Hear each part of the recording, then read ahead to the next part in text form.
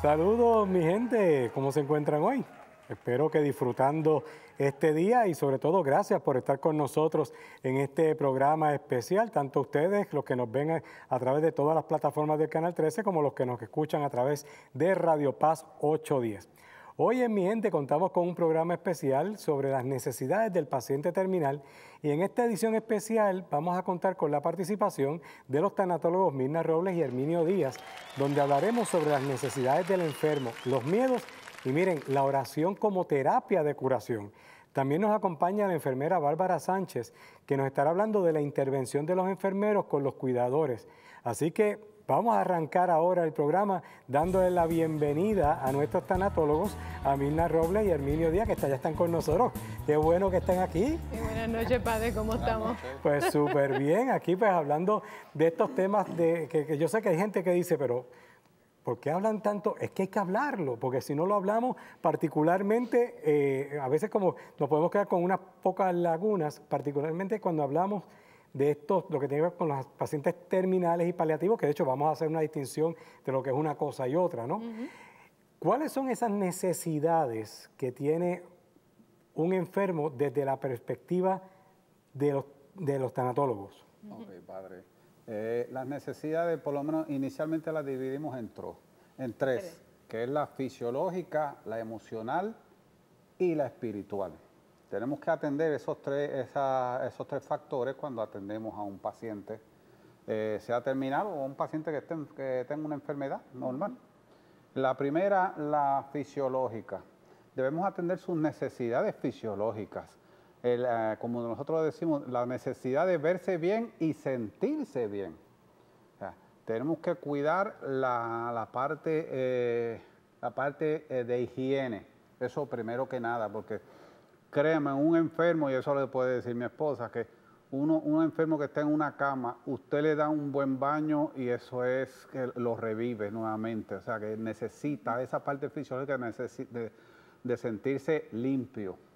Lo otro, darle físicamente lo que necesita, que es los alimentos, las medicinas, para poderle ayudar a aliviar ese dolor.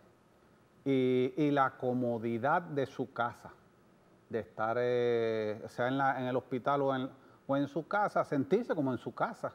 O sea, la comodidad de su cama, de sus sábanas limpias, de la comida, todas son necesidades fisiológicas. Eso son cosas que son básicas, ¿no? Quizá en el cuidado, pero ahora cuando especificabas y decías eso de que se sintieran como en la casa, yo creo que siempre debemos tratar eso, pero particularmente en aquellos que puedan tener una estadía prolongada, ya sea en un hogar o en un hospital, que a veces pues, sean esos casos donde pues, lamentablemente tiene que estar mucho tiempo, tratar de hacerle sentir lo más en casa posible. Exactamente, lo más en casa posible. Eso es con respecto a la parte fisiológica. Si hay algo más que tú quieras añadir. Bueno, la parte emocional, la gente tiene que sentirse tranquila. Queremos que no tengan ansiedades, que no tengan los ataques a veces de pánico, que no tengan ese miedo ante la enfermedad. Que a pesar de que sí hay un miedo normal y natural, pero realmente es bueno que la persona se siente tranquila, que se está sintiendo atendido. Y la parte... Perdóname, antes que pase ahí, porque habla de los miedos, pero ¿cuáles son esos miedos con los que quizás más se enfrenta la gente? Porque se hablaba del miedo, el susto ese inicial y de estar lidiando con la enfermedad, incluso con el tratamiento. Pero, ¿cuáles son esos otros miedos con los que ustedes se encuentran más a menudo en estos pacientes? Mira, el miedo que más se enfrenta la persona que está enfermo es el miedo al dolor. El miedo al dolor, el miedo a ese sufrimiento que ocasiona ese dolor. Porque realmente tienes dolor, estás sufriendo, no hay manera de cómo ayudarte para aliviar el dolor. Es uno de los miedos más grandes. Nadie quiere aguantar dolor. Hay un sentimiento también, la gente no le gusta sentirse en soledad. Pero a veces confundimos la soledad con el abandono, ¿sabes? El enfermo no quiere sentirse abandonado, porque en ciertos momentos sí se va a sentir atendido y no se va a sentir solo en ciertos momentos, pero a veces el enfermo se siente a veces abandonado y pasa muchas veces que a veces los llevan a las salas de emergencia y los dejan en salas de emergencia. Es increíble que no aparezca ningún familiar ni ninguna persona que esté ahí con esa persona. La gente se siente abandonada. Y cuando se siente abandonada, empieza lo que uno dice que se desespera. Entonces viene la desesperación, la desesperanza, que junto con el abandono no es bueno para sentir especialmente a un enfermo. Entonces, otro de los miedos es, ¿sabe? ¿Cómo voy a morir? ¿Sabe? ¿Voy a morir en dignidad o no voy a morir en dignidad? ¿Me dará tiempo a poder reconciliarme? A poder tener lo que necesito para poder morir en paz o para tener una buena muerte. Y esto no solamente parece con las personas con enfermos terminales. También cualquier persona que se enferma y entra a un hospital, empiezan los miedos de qué es lo que va a pasar, en la incertidumbre, que ahí también no ayuda en el proceso de curación del enfermo y de la parte de la sanación. ¿Cómo entonces se trabajan esos miedos? Se pueden, particularmente, obviamente, una vez que se identifican, cómo irlos trabajando de manera genérica, porque no podemos quizás ir sobre cada uno de ellos, pero en manera general, ¿cómo trabajar con esos miedos en los pacientes? Bien, padre. Siguiendo la línea de la parte emocional, como hemos dicho anteriormente, tiene que verse bien y sentirse bien. Si trabajamos esos miedos o trabajamos haciéndolo sentir bien y haciéndolo que se vea bien, que él mismo se sienta que se ve bien a pesar de su enfermedad, ya estamos trabajando con gran parte de esos miedos, que es el miedo a morir dignamente, a cómo yo me proyecto, cómo me ven, especialmente si es una persona que era sumamente importante, que tenía un papel importante en la sociedad, en la parroquia, y de momento su enfermedad lo hace bajar de apariencia, o sea, disminuir su apariencia. Pues el hecho de que se vea bien, que uno lo cuide bien, por ejemplo, nosotros los hombres, si estamos, lo primero es que nos afeiten, nos arreglen, que si viene visita, ya sea en el hospital, hasta de los mismos médicos, pues uno, el verse bien, o sea, ayuda a eliminar el miedo ese de cómo yo voy a morir, porque piensan que morir dignamente es verse bien hasta el último momento. Por lo tanto, si trabajamos con esos dos factores de verse bien y sentirse bien, pues ya estamos trabajando con el miedo. O sea, estamos ayudando a aliviar ese miedo a morir con dolor, a morir que me vea mal, que me vea deforme, que no me vea lo más posible a como yo me veía antes. Y ya con eso estamos trabajando por lo menos la parte emocional. Okay. Y entonces, hace un ratito pues ibas a entrar con la parte espiritual, que fue donde te interrumpí para hablar de los miedos. No, está bien, porque aquí realmente es otro factor. Nosotros somos seres espirituales. A ver, no podemos negar que nosotros siempre tenemos una conexión con este Dios que nosotros reconocemos como nuestro Dios personal. Y en esta parte, por ser cristianos, ¿verdad? Conocemos a Dios uno y trino, que es realmente nuestro Dios, y nosotros pues nos alineamos ahí para ese caso. Y realmente nosotros, aquellos, especialmente los católicos, cuando tenemos la oportunidad de que estamos en enfermedad, y no tenemos que tener una enfermedad a veces terminal, por eso siempre digo, a veces los mismos síntomas que siente un enfermo terminal, lo siente cualquier persona que llega al hospital, ¿entiende? ¿Y qué podemos hacer? Ok, la persona quiere estar reconciliada, realmente nos gusta estar bien, sacramentalmente nos gusta tener nuestro sacramento, eso nos da mucha paz. Y aunque vamos, hablando de esa parte de los sacramentos, por favor, yo creo que cada vez que hablo todo lo que tocamos lo digo, ya no es la extrema unción, o sea, no es cuando ya la persona está a punto de expirar, es la unción de los enfermos. Por lo tanto, igual si ya se sabe que eventualmente puede pasar, pero que puede pasar una semana, un mes, no sé, avise con tiempo, porque entonces a veces también los sacerdotes no podemos llegar en el momento o no se consigue, o sea, tiene que pensar que no es para el momento final, es para el proceso incluso de cualquier otra enfermedad, no necesariamente porque sea ya terminal, es que todavía se piensa que ya llamaron al cura, me estoy muriendo. No, no necesariamente, o sea, es la unción para los enfermos, la unción de los enfermos, no la unción de los moribundos. ¿Okay? ¿No? Inclusive, padre, nosotros recomendamos, y se está haciendo por lo menos en nuestra parroquia, si usted se va a someter a una operación, por más sencilla que sea, en la operación pueden ocurrir mil cosas. Así que, mira, yo he visto allí en mi parroquia, la gente me voy a someter a una operación. Padre, deme, Ore por mí, deme una vez, deme la unción. por lo menos allá, pero no, en Sí. mi caso es que me dice, no, padre, deme una bendición porque es que me operan el martes. Y yo, ¿cómo que bendición? La Porque unción de los la enfermos es lo que unción, tenemos la que unción. ponerte. Exacto, porque Entonces, ya vaya ya con todo. tenemos que aprender a romper esa barrera de pedir el sacramento, claro, digo, igual. Yo sé que me digo y me lloro y me canto. De un catarrito alguna persona podría morirse. claro, pero la realidad es que no es para que cada vez que nos dé una alergia vamos a estar pidiendo sacramento. Es cuestión de que ya cuando es algo así, ya es una enfermedad o te recluyeron porque pues nada, se te subió el azúcar y te están estabilizando, aunque todo lo demás esté bien, se puede pedir la unción de los enfermos en esos casos. No ya esperar al momento en que ya, porque no es la extrema unción como era hace mucho Sí. tiempo.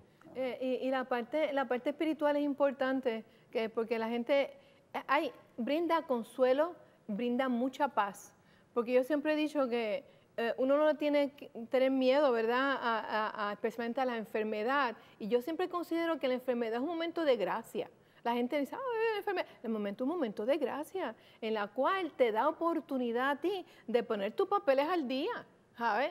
Y realmente pensar contra, yo tendré arreglos funerarios y no me estoy diciendo que me voy a morir de aquí a un par de meses, a lo mejor no me muero de aquí a 5 o 10 años, pero empezar a pensar este tipo de cosas. Ok, si tengo propiedades, ¿qué puedo hacer con las propiedades? Es realmente como un momento de gracia para yo decir, la vida en algún momento va a terminar.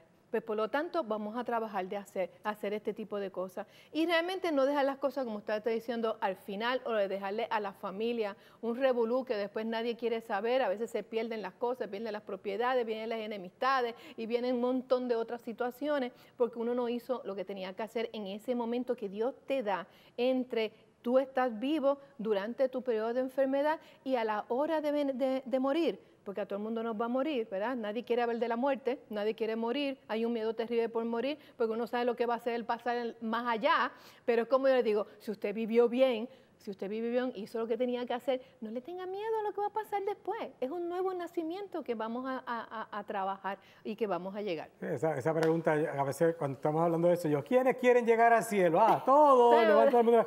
¿Quiénes quieren llegar al cielo hoy? Ajá.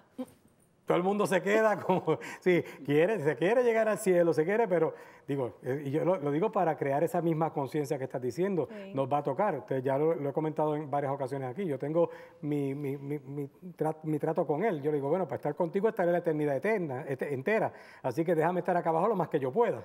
Claro. Pero que a la hora de la verdad, entre broma y serio, es reconocer eso, que nosotros realmente estamos llamados a vivir en la plenitud de la gracia, en la plenitud para la vida eterna. Vivimos aquí, pero es preparándonos a esta vida que termina, nos vamos preparando para la que es eterna.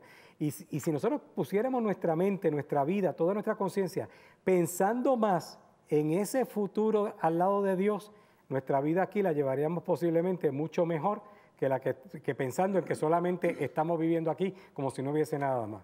Así que sé que quieres decir algo, pero te lo aguantas un poquito porque nos toca la pausa, porque esa parte sí que no nos aguanta nadie tampoco. Vamos a la pausa y continuamos aquí en Mi Gente.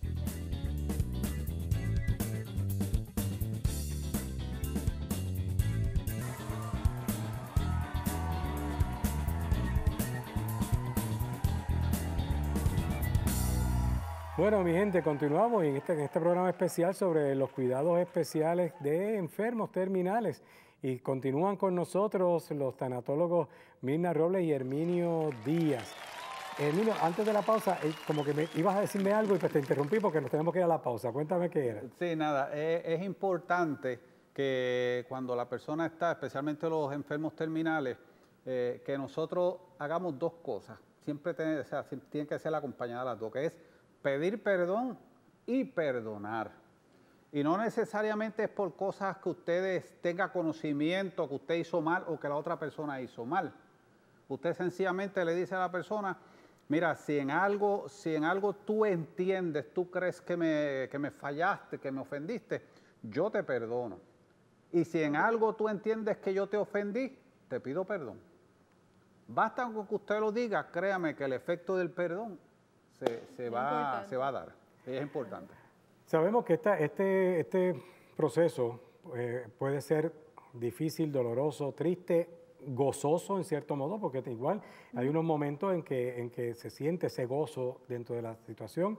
Recuerdo este caso de esta señora que fue a ungir y ella ya sabía que ya estaba muy clara, pero o sea, el corazón ya estaba bueno, ya bajando su funcionamiento. Y como me lo decía claramente, y ella decía, no, padre, si ya yo me voy a encontrar con mi Dios, o sea, ya yo estoy, y el hijo llorando, y tú no llores, que yo estoy tranquila, porque ya me voy a encontrar con mi Dios. O sea, ella misma dándole apoyo al hijo que estaba llorando allí a la cama, pero igual, ella estaba consciente de todo, pero sabiendo que ya su corazón había empezado ya a disminuir la función, ya esperando el momento, ¿no? Que en cierto modo en ella había cierto gozo de que ya llegaba el momento de encontrarse con su Dios. Y así lo expresaba, con toda tranquilidad, con una paz. Por lo tanto, siempre los momentos son difíciles, pero cuando se rompe lo que diríamos nosotros quizás el orden natural de la vida, por decirlo porque pensamos que es así, pero no necesariamente, es cuando estamos hablando de que son niños o jóvenes los que estén pasando por un proceso como este. ¿Cómo se maneja esa situación cuando ya es un niño, una niña, un joven el que esté pasando por ese proceso de cuidados paliativos o terminal? A veces es difícil porque es como estaba diciendo, no es el proceso natural, es antinatura que un muchacho joven de 20, 25 años o un niño pierda la vida o que esté en un proceso de una enfermedad terminal, ¿entiendes? Pues por lo tanto es más difícil aceptarlo, especialmente los adultos, pero tenemos que tener, y sabemos, ¿verdad?, de que ellos están pasando por un proceso y que realmente muchos de los niños, como habíamos hablado anteriormente, los niños tienen esa sensibilidad, son muy intuitivos y ellos saben que están enfermos, saben, muchos saben que van a morir. Y muchos se los expresan a los padres. Pero es un proceso, ¿verdad? De los mismos niños saben que van a estar en ese proceso. Y a veces no lo dicen porque no quieren causar sufrimiento a sus padres ni a las personas que lo están tratando, ¿verdad? Los jóvenes también. Los jóvenes eventualmente, si son jóvenes maduros, pueden trabajar mucho mejor con su enfermedad. Pero entonces no es solamente la parte del enfermo hacia los parientes, ¿verdad? Hacia los adultos que nos están cuidando. ¿Cómo los adultos vamos a ayudar, ¿verdad?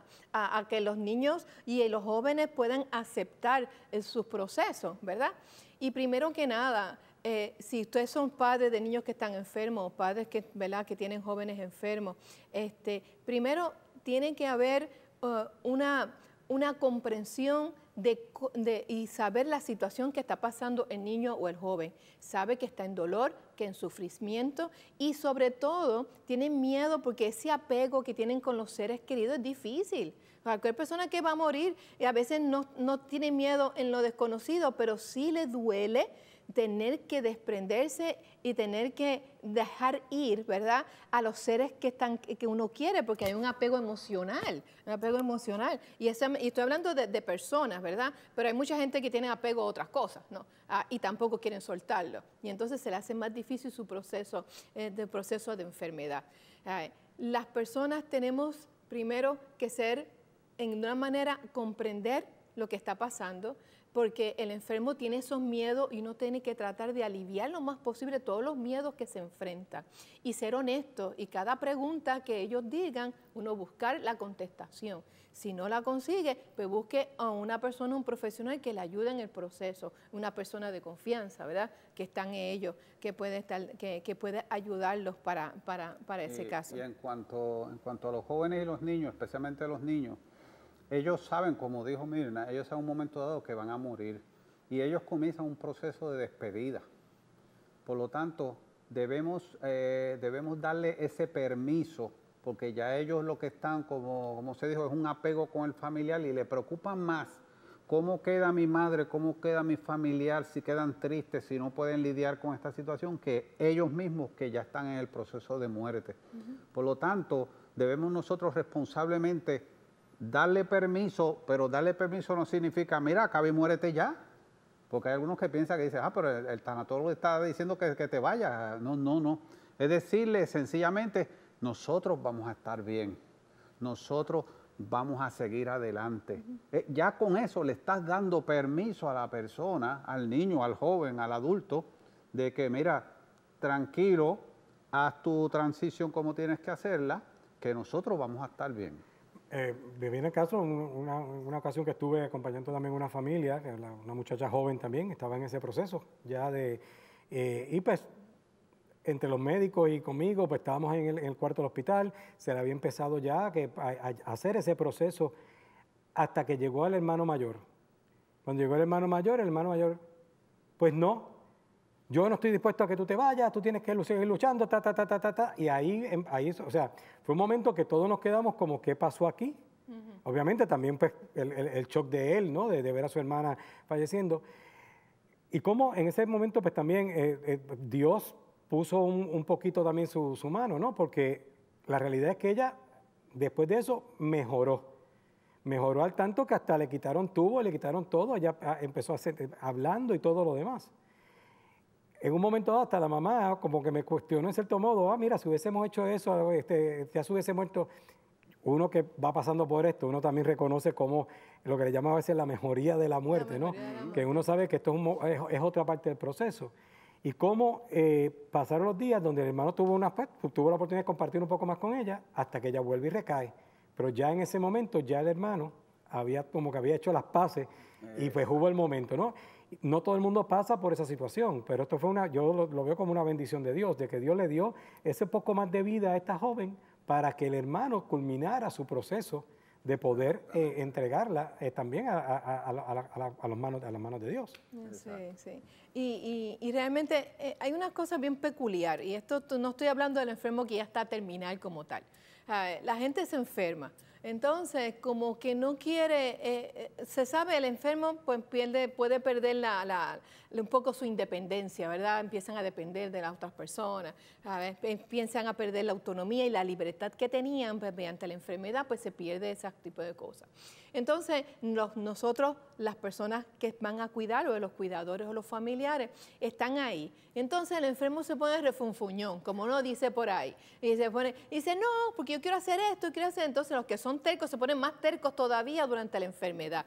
Y entonces llega el momento en que hay roce entre los cuidadores y los enfermos. Una cosa es ser refunfuñón, otra cosa es ponerse changa, porque son dos cosas distintas. Sí, ¿verdad que sí?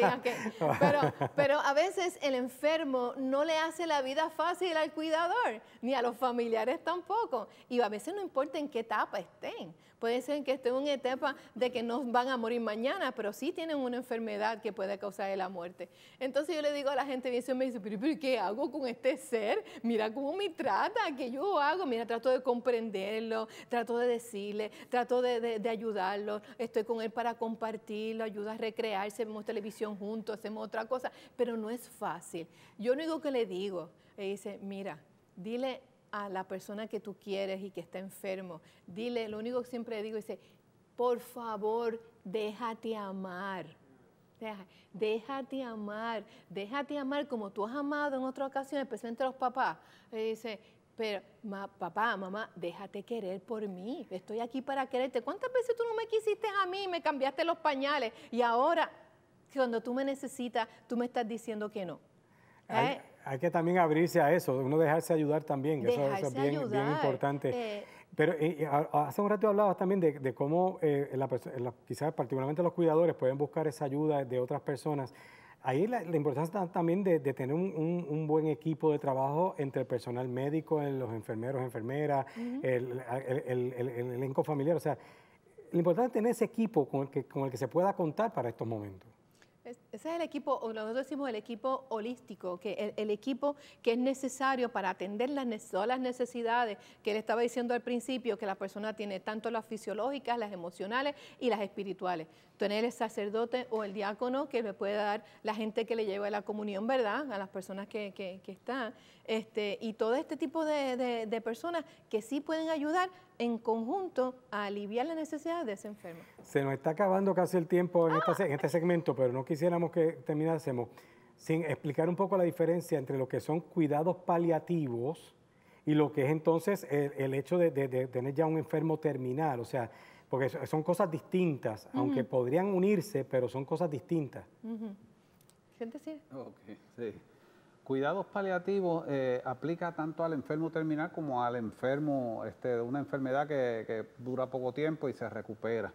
Cuidados paliativos es lo que estamos hablando desde un principio. Son los cuidados que le proveen al enfermo la calidad de vida, le permite verse bien, le permite sentirse bien y le permite aceptar la vida hasta ese último minuto, hasta ese último segundo y aceptarla con dignidad. O sea, vivir hasta que me muera. Es aliviar el sufrimiento, es esa etapa para que el enfermo, especialmente el enfermo terminal, que realmente más se le acredita, vivir esos últimos días sin dolor, sin sufrimiento, en acompañamiento y sufrir lo que esa persona necesita para tener una buena muerte, ¿verdad? Okay. Es lo que realmente, para eso están los hospicios. Los hospicios se dedican especialmente para suministrarle al enfermo los cuidados paliativos que necesita hasta el último momento. Y decía algo bien importante, es vivir hasta el momento de la muerte. Oh, sí, definitivamente. Está corriendo en estos días por las redes un video de un programa de estos de talento donde una joven habla del cáncer que está viviendo y cuando termina dice, a mí solamente me han dado un 2% de sobrevivencia, pero ella con esa alegría, pero 2% es más que cero.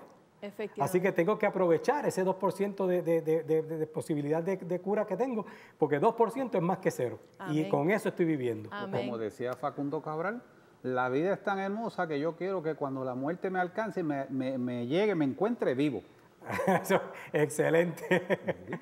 Bueno, nosotros vamos a hacer nuevamente la acostumbrada pausa, pero vamos a continuar hablando de los cuidados paliativos y del equipo de trabajo también. Va a estar con nosotros Bárbara Sánchez. Ella es enfermera, así que esto es Mi Gente por el canal 13 Teleoro, el canal de la familia.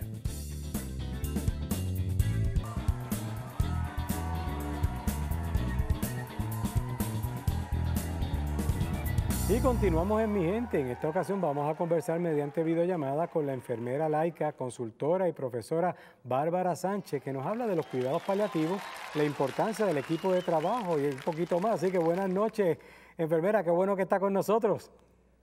Saludos, padre, nuevamente buenas noches y saludos a los televidentes. Bueno, vamos a hablar un poco sobre esto de los cuidados.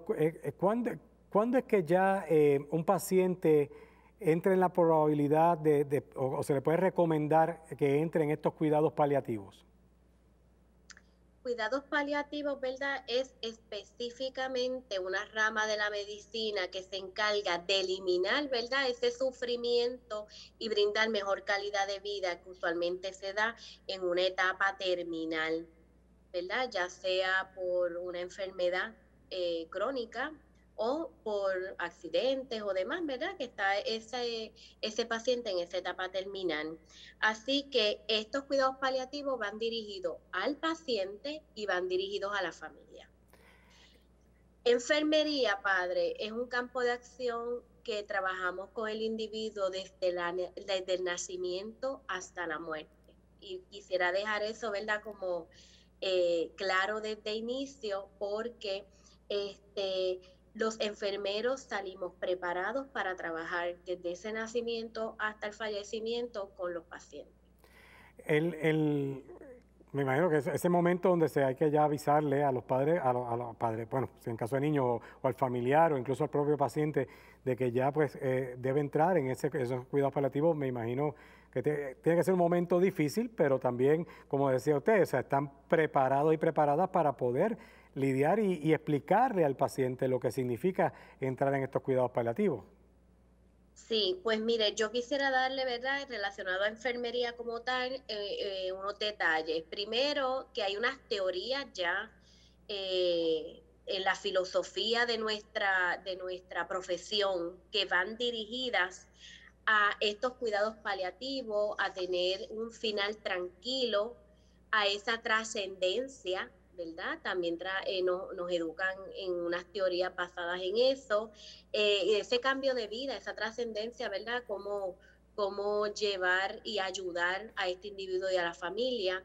Y, ¿verdad?, no quisiera dejar pasar que la Organización Mundial de la Salud establece que hay unos objetivos en enfermería, ¿verdad?, para estos cuidados paliativos. Primero, que esta persona, este individuo, este paciente esté libre de dolor. Eso es importantísimo. Tenemos que pensar que la dignidad humana es desde el nacimiento, bueno, desde el vientre hasta la Amén. muerte. Así que esta dignidad humana no podemos, ¿verdad?, tener un paciente que esté con dolor, que el dolor te desestabiliza física, psicológica, mentalmente, todas las áreas del cuerpo. Número dos, también la Organización Mundial de la Salud dice que no, ¿verdad? Tenemos que tratar de no acelerar ni detener el proceso de morir. Los cuidados paliativos no hacen eso. Los cuidados paliativos es en ese camino natural de la vida de ese ser humano, esas intervenciones médicas y de enfermería que están descritas, ¿verdad?, en estas teorías. Y, Apoyo emocional y psicológico y espiritual sobre todo. Y si yo no estoy preparada, porque nosotros no estamos preparados necesariamente social, sí, y de manera psicológica, pues hay otros profesionales que tenemos que integrar y consultar. y me alegra que haya mencionado, porque si se dan cuenta, básicamente es lo que nosotros también como iglesia promovemos. Pero aquí quien lo está diciendo es la Organización Mundial de la Salud, que no tiene nada que ver con la fe. Fíjense que el cuidado paliativo no es ni para acelerar ni para detener el proceso natural de la muerte. O sea que eso estamos claros y me encanta que lo esté diciendo una profesional de la salud, obviamente también pues tiene su fe, pero que en este caso también está diciendo lo que dice la Organización Mundial de la Salud.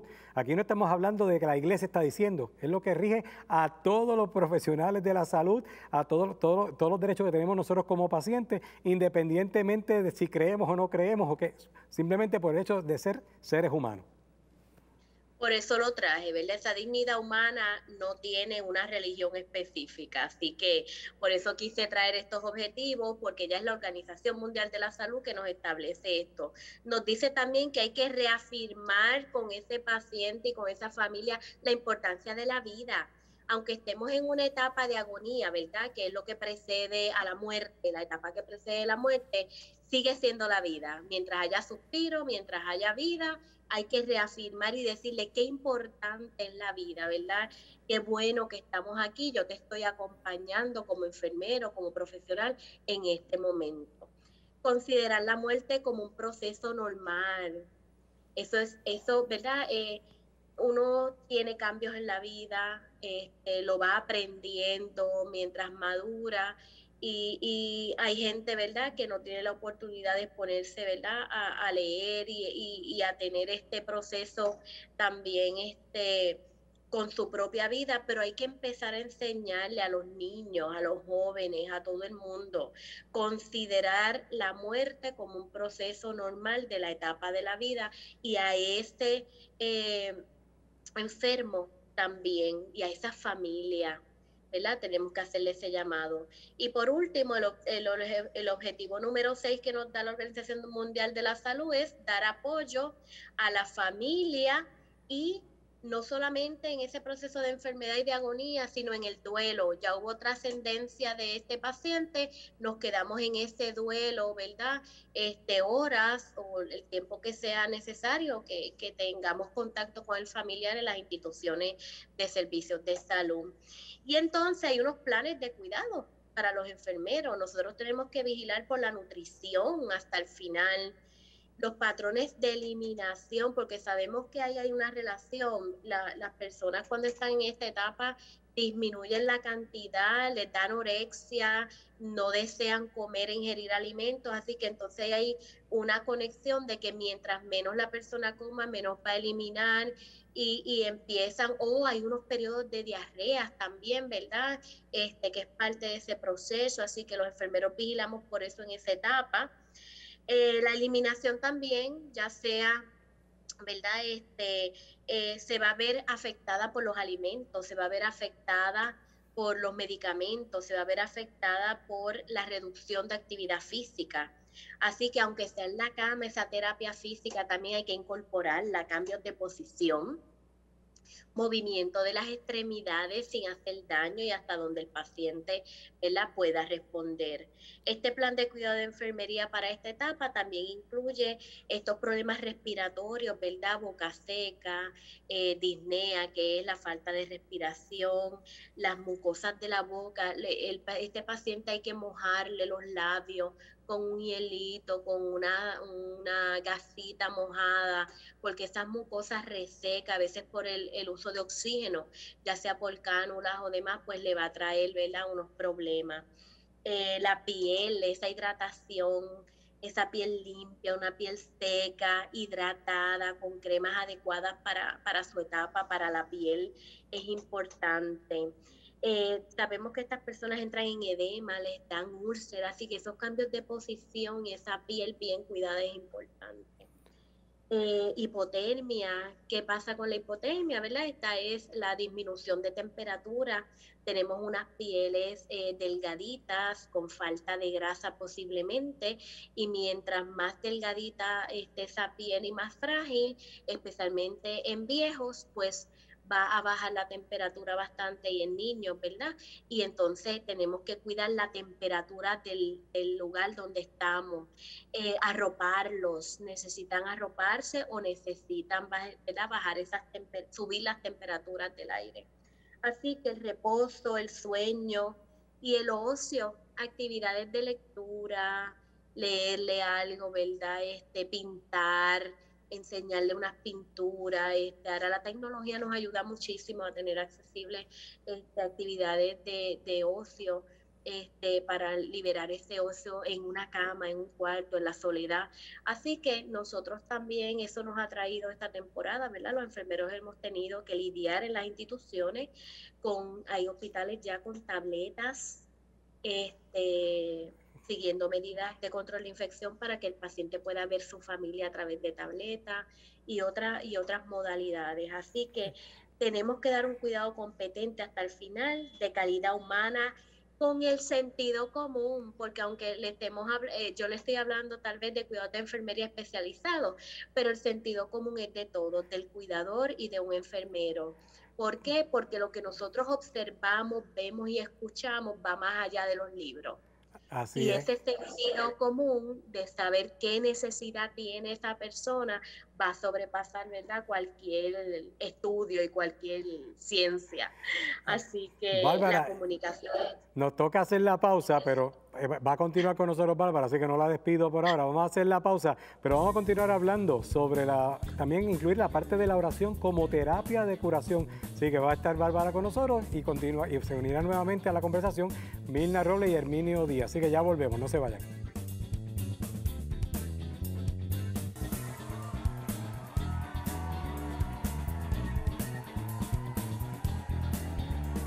Y continuamos mi gente y vamos ahora a unirnos todos en la conversación sobre la oración como terapia de curación. Continúa con nosotros la enfermera y profesora Bárbara Sánchez, que está mediante videollamada, y los tanatólogos Herminio Díaz y Mirna Robles, que están aquí con nosotros en el estudio. Yo sé que quizás voy a empezar con Bárbara porque a veces nosotros como cristianos y particularmente como católicos pues también tenemos la oración como una herramienta adicional a todos los demás conocimientos que podamos tener y donde ya la ciencia para, todavía sabemos que Dios puede seguir adelante. Quiero empezar con Bárbara porque posiblemente desde el punto de vista médico-científico, pues a veces quizás no se espera que una persona pueda meter mucho la fe dentro de la profesión, pero me imagino que has podido conocer y ver de primera mano cómo la oración ha podido servir también como una terapia de curación. Pues mire, padre, entre las clases que yo doy bioética a enfermeros. Y entonces esto pues fue un proceso en el 2011 cuando comencé a dar un choque porque iba a hablar de unos temas que son bastante chocantes entre la sociedad moderna y algunos ciencias y la fe, mi fe, que es muy fuerte, y entonces tuve que irme a leer muchos libros, recuerdo ese verano, para poder dar estas clases y mantenerme en una línea ética donde yo pudiera llevar al profesional a entender los procesos y lo que la ciencia ofrece y la sociedad promulga, y lo que realmente es la dignidad humana y los principios de creación que ahí van, ¿verdad? Con mi fe. Así que en este proceso tuve que formarme también, además de la preparación que tenía formal, en otro aspecto, y no cruzar las líneas. Así que, ¿qué le digo a mis estudiantes? Como le digo a todo el mundo, ¿verdad? Que me pregunta sobre el tema. Pues definitivamente tenemos que llevar a los seres humanos a pensar en su inicio, en que la vida es desde ese vientre hasta la muerte, que la vida es un regalo, que hay que vivirla de la mejor manera y que nosotros tenemos que aprovechar hasta ese último minuto para reafirmar, ¿verdad?, la importancia y lo bueno de la vida.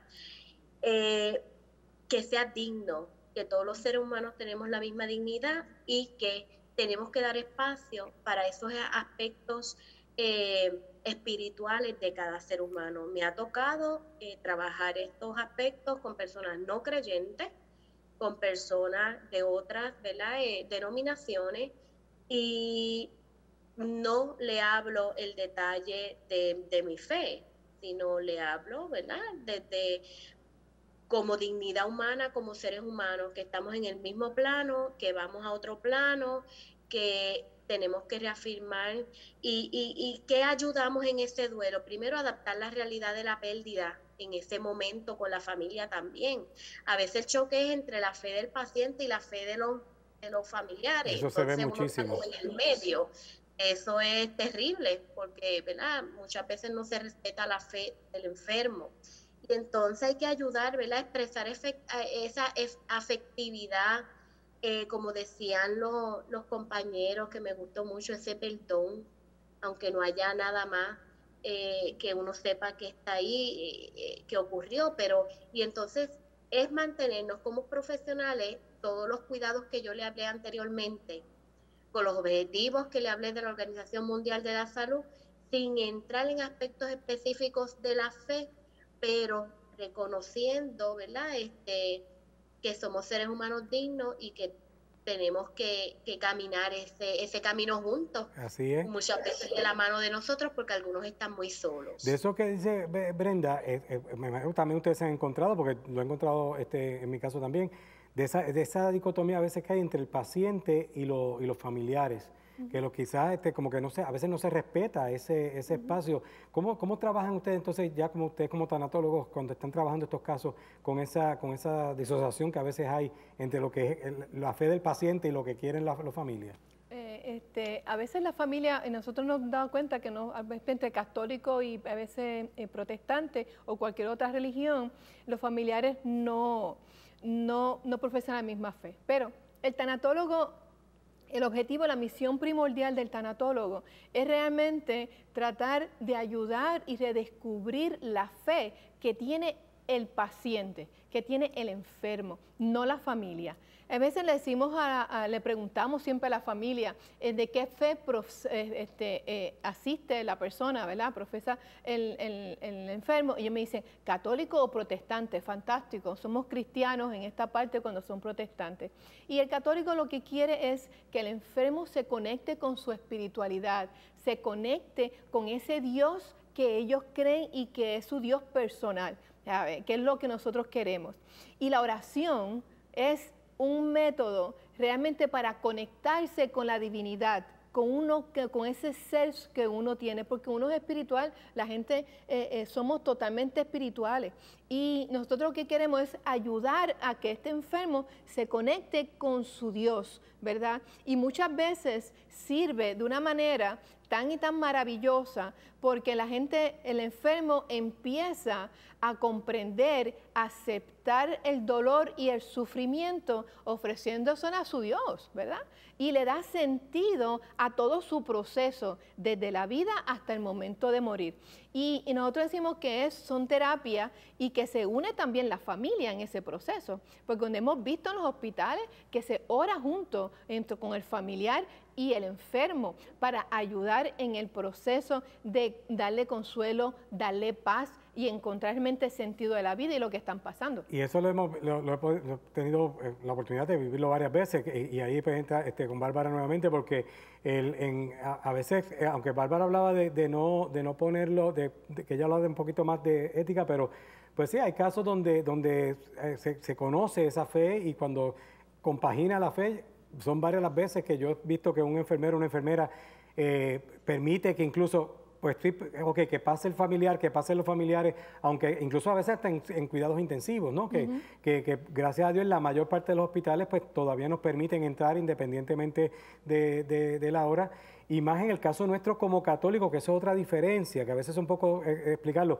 Los católicos tenemos el sacramento de la unción de los enfermos, contrario a otras denominaciones. Por lo tanto, en el caso de los católicos es un caso poco particular, porque no es solamente entrar a orar, es un sacramento. Y eso lo tiene que ejercer el sacerdote, no es que cualquiera pueda hacerlo. Por lo tanto, en ese aspecto, que he visto yo también esa empatía que muchas veces hay entre el personal de enfermería. Recuerdo un caso particular, como ahora, yo estaba atendiendo a un paciente y un enfermero me dice: padre, la persona que tengo en la camilla tal es católica y yo creo que sería bueno que usted la visite. Y pues el enfermero fue el que me pidió a mí que yo fuera, y bendito sea Dios que se hizo, ¿no? La persona estaba muy agradecida y todo lo demás. O sea que esa parte también se da, porque está esa parte humana que ustedes, o sea, aunque tú puedas profesionalmente tratar de no puedes imponer tu fe a otra persona, pero sí cuando conoces que comparten la misma fe, incluso pues hay esa parte humana y empática que ustedes sí pues surge, ¿no? Sí, yo le puedo decir... Sí, de hecho. Sí. Tengo que decirle que ahí es mucho más fácil, ¿verdad? A veces ya uno identifica al paciente porque tiene a lo mejor su crucecita, su rosario y demás, y ya uno puede ir directo, ¿verdad? Y decirle: mira, rezamos un Padre Nuestro, yo te acompaño, y ya entramos en otro asunto. Ahí sí. Lo que no es directo, ¿verdad? En el proceso, por eso es que yo le digo a la gente, tenemos que abrir los ojos, los oídos, el olfato, ¿verdad? Todos nuestros sentidos como profesionales para ver cuál es la necesidad espiritual que tiene. Y definitivamente, muchas veces tenemos que preguntarle: ¿usted profesa alguna fe? ¿Usted quiere que le acompañe a orar? Claro que sí, eso lo hacemos, pero con el cuidado, ¿verdad? De que nadie se vaya a sentir, ¿verdad?, como ofendido, pero sí lo hacemos porque entendemos, enfermería, el paciente es holístico, y un paciente holístico, ¿verdad?, es cuerpo, alma y espíritu, y de ahí no nos podemos, como bien decía la compañera, somos seres espirituales, y entonces no podemos separar esas cosas. En el proceso de duelo, padre, con la familia, ¿verdad? No me gustaría dejar de tocar 3 puntos. Por ejemplo, una vez fallece, ¿verdad?, este paciente, pues es importante nosotros poder ayudar como enfermeros o los cuidadores, ¿verdad?, aceptar la realidad de la pérdida, ayudar a ese doliente a expresar, ¿verdad?, sus emociones, darle ese espacio, ayudar precisamente a vencer cualquier impedimento que le ayude, ¿verdad?, a este momento de trascendencia, ¿verdad?, de pérdida, y sobre todo estimular ese adiós. Me ha tocado decirle a las personas: ¿cómo quieres que le digamos adiós? Yo te ayudo. ¿Cómo puedo participar contigo? Claro, mis compañeros que están ahí en el estudio son expertos en tanatología. Yo le pido a los estudiantes de enfermería que vayan a los cursos, porque definitivamente, aunque nosotros salimos preparados y hay unas teorías de enfermería que trabajan esto, pero tomando estos cursos es importante porque hay otras herramientas adicionales que debemos saber. Bueno, pues ya con esto yo creo que tremenda exhortación que se está haciendo. Incluso nosotros los sacerdotes tomamos algunos que otros cursos, no estamos especializados en tanatología también, pero en el camino hasta cosas médicas uno aprende en el camino, y no somos médicos, bueno, la mayor parte algunos son médicos, pero pues de profesión, pero en el caso nuestro no. El tiempo se nos fue volando. Gracias, Bárbara, gracias, Herminio, gracias a Mirna por estar con nosotros en el programa de hoy. Sabemos que son temas que nos ayudan a seguir encaminándonos para tener una excelente vida aquí, para prepararnos para esa vida eterna también en el cielo. Bueno, amigos, recuerden también que nos pueden seguir en las redes sociales como Mi Gente Canal 13, tanto en Instagram como en Facebook. También pueden escribirnos a la producción del programa, programamigente@gmail.com. Mire, ahí en ese email usted puede sugerir temas para estos programas especiales. Sugieran algunos temas que usted quisiera que tratáramos en alguno de estos programas especiales. programamigente@gmail.com. Y les imparto la bendición para el programa de hoy. Que el Señor les bendiga y les guarde. Haga brillar su rostro sobre ustedes y les conceda su favor. Vuelva su mirada a ustedes y les conceda la paz. Y la bendición de Dios Todopoderoso, del Padre, del Hijo y del Espíritu Santo, descienda sobre ustedes y permanezca para siempre. Amén. Hasta el próximo programa.